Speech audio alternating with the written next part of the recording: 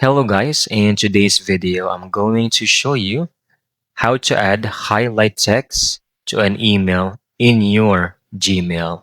Let's begin. Once you have successfully opened your Gmail, I want you to click on Compose, and over here just go to the section of the email's body. Here you will have the option to type anything. I'm going to type Goku, alright? Then I will just select this text. Here, we just need to click on formatting options. It will show more options. Head over here, which says text color. It will show you all colors available here.